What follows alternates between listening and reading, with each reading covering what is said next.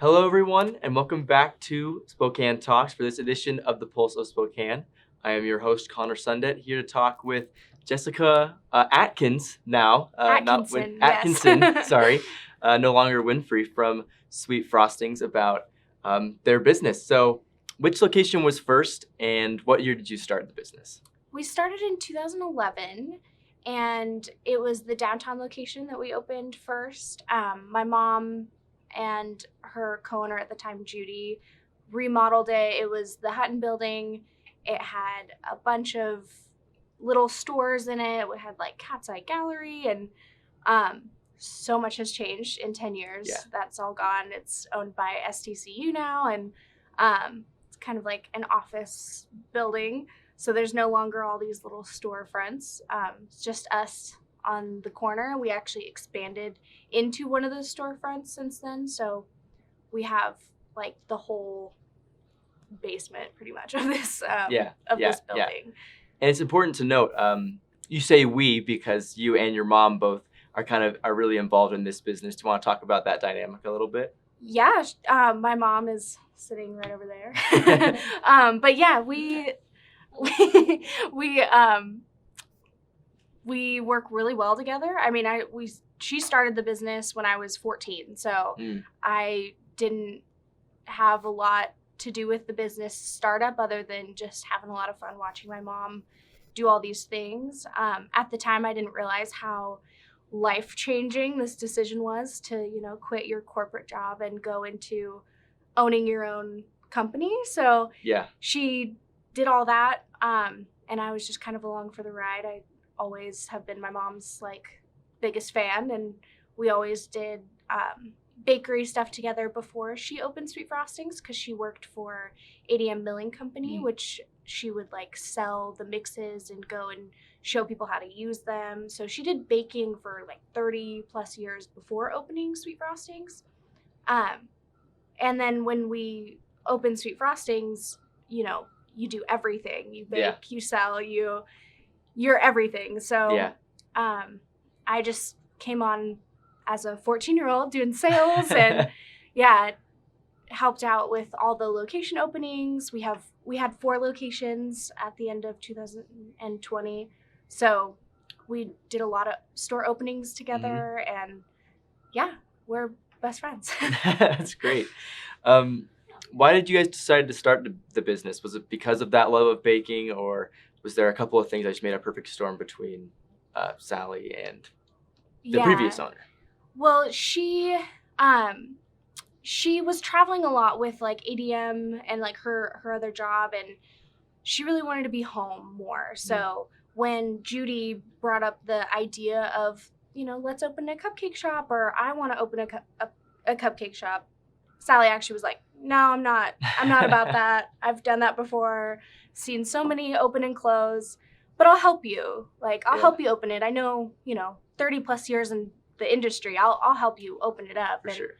So we went to a show. It was me, Judy, and Sally, and we sold some cupcakes. Judy had everything set up for us, and we just were there to help. But we sold out the very first night and had to go home and bake 300 more cupcakes for this little tiny event that we were doing that, no one had heard of us before. We weren't even a business yet. This was months before we opened, actually, the business. And Sally was like, I'm in. Let's do it. Let's do it. Jump ship. That's kind of crazy, though. Just to on board right away. Was that kind of a freaky experience for you guys? Yeah, I mean, it's definitely nerve-wracking. Like I said, I was really young at the time and didn't realize, the weight of that decision, giving up your company car and your health insurance and all this stuff. That's a really big deal. At the time, I was just like, oh, yeah, that's a great idea. Let's open a bakery. So, yeah, I was 100% all in. I thought that was the coolest idea ever. My mom probably had her hesitations, but she was all in. We did it and put heart and soul into it. It was, like I said, just us. We opened the doors. We're super busy. Had a great response from the community. It was really just what Spokane was looking for at the time. Yeah. Had great feedback and just a really excellent experience. The first couple years we opened, we didn't have anything like it in Spokane. We now have other bakeries in Spokane Sure. that are great and amazing. And at the time, there was That's good, but well, I mean, good in the things that they do. You know, we each got our own niche, and biased, yeah. But yeah, it was crazy. We kind of went full send to what we were doing, and yeah. And haven't really looked back since. And now you're kind of moving into more of an ownership role, which is a little crazy. You want to talk about kind of that transition? Yeah, I mean, starting really young, I was just in sales, and then I went into being like Judy's office assistant when she was co-owner. And then when she kind of phased out of the business, I kind of took on a lot of her marketing and roles, marketing, ordering, just general like management of the company. Right. And I've been doing that for a really long time. And my mom and I started seeing a business coach and kind of restructured the business, went into, 2020 pandemic. We went from 37 employees to like 8. And now we're back to 37, 35. Oh, we were there before we shut down Northtown. Right, and we had to close our Northtown mall location, which is a good thing. Malls are really tough right now with COVID and everything. Right. So we're going to be looking at maybe opening another location, or we're opening our venue, and so we've got a lot of fun stuff coming up. But yeah, we've I forget the question, but well. Oh, just moving more into an ownership role as opposed to Sorry, I sales can and just everything. talk all the time. No, it's wonderful. But yeah, no, we had all these projects going on, and we started seeing a business coach.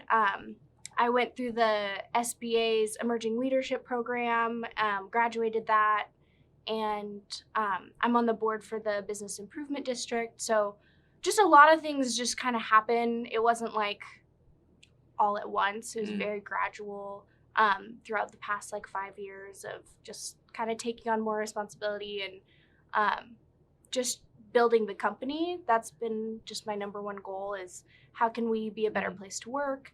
How can we, be a better, product? How can we improve our brand awareness. Yeah, our brand awareness, our marketing, just overall our business. How can we just improve the business and keep growing and survive, not only survive, but thrive. It's not just I want to stay open, but how can we grow? How can we get better? And Sally's motto has always been, if you're not growing, you're dying. So that's kind of what we live by, is if you're not growing, you're dying. And how can we just keep growing? So we really try to work on our culture and like a growth mindset for all of our employees. And it's so gradually went on to being more of a leadership role at Sweet Frostings. What have been some of the roadblocks that you've experienced trying to grow, and even into the pandemic? So both on startup, what were some of the hard parts, and then like moving into this difficult time? It's not moving into, it's been 2 years, but like this difficult time this season. Like what's been the hardest? Like a few of the roadblocks, or like some notable ones that stuck out, or something when stuff hit the fan, I guess. Well, I mean, what hasn't been a roadblock? I feel like anything you could think of has happened. Turnover, lots of turnover, people changing careers, people doing, we, have been open for 10 years. So we had a lot of people who had been with us for a majority of that time.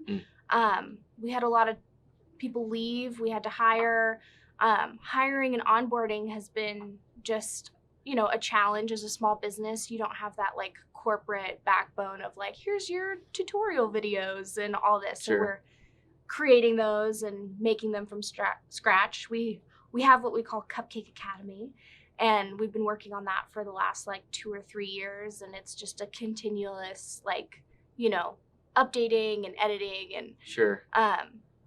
So that's been a challenge, but it's been really fun, and we've learned a lot with, trial and error of like how the best way to onboard people and how the best way to communicate with people who are brand new, trying to Sure. like set expectations and standards, and people who aren't familiar with our brand, educating them on the brand and what the brand standard is, because people don't always know that coming in, like what is and is not Sweet Frosting standard, because we're a boutique high quality Yes. bakery, and we want to make sure that our employees can filter, what is and is not, because not everything is, we make everything by hand. Mm-hmm. People make mistakes, which is totally fine, but being able to like filter through those things, like, okay, this is sellable, this we're gonna have to, pull, kind of just educating people on that whole standard. Mm-hmm. But with COVID, I couldn't tell you what the biggest struggle was. It was all a struggle. It's all a mess. Mask mandates, events being canceled.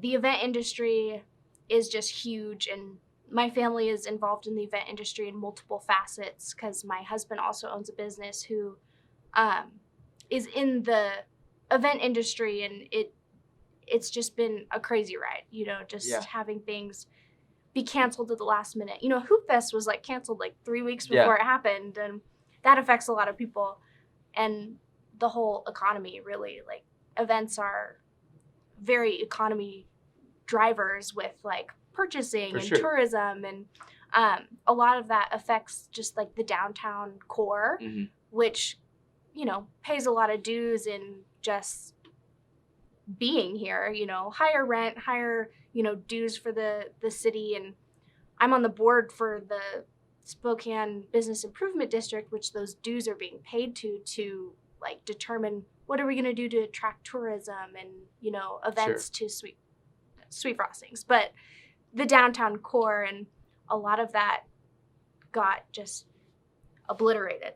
That doesn't mean that you don't pay your rent or that you don't have all these bills. It just means that you're not having as many customers. Mm-hmm. So getting through that was definitely a challenge, and still is a challenge. I think businesses all over are going to be recovering from that for years, and totally. going to have to get really creative on how to generate more revenue and how to make people feel safe. So it's definitely been a interesting time, but like we said, if you're not growing, you're dying. So even if it's for sure individually packaged everything and making people feel a little bit safer, that's what we do. And you individually package things, and you do a lot of kind of fancy things because you classify yourselves as a boutique.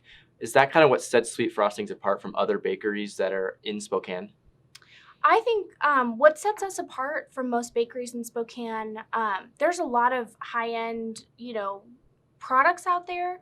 What sets us apart, I believe, is the quality of the ingredients that go into it, as well as the amount of talent and customization that we provide.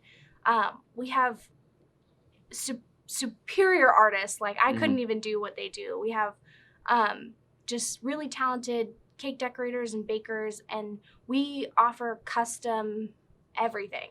You can get a custom dragon cake if you want, and I don't know of like any bakeries in Spokane that offer that.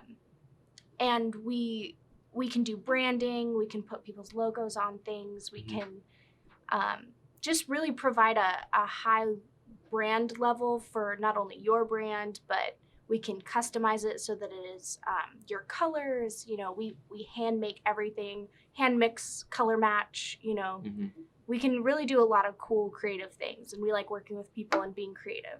It sounds like to me you guys really fit that personalization niche that people look for with really anything. Could be wedding cakes, could be birthday cakes, could be really anything with pastry level. I guess you guys do cakes, but anything in the cake world. Exactly. Yeah, we have had people like have their wedding monograms on cookies and cakes. We've had brands do, a whole cookie cupcake spread that has like aspects of their logo and branding. And for my wedding, I had like a color scheme, and we were able to like match that color scheme. And a lot of people will even draw their cakes for us, like, because they have a vision, they just have this idea. And so they'll draw it out, and they'll be like, just like, can you like make this come true? Can you make my dream like come true? And We're like, yeah.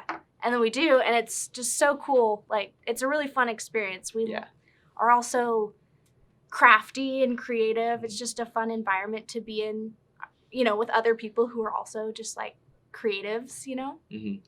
Loving what you do. It's a big part. It makes it a lot more fun than all of the hectic stuff, and especially you can say that now. Yeah. It makes it really enjoyable to come to work.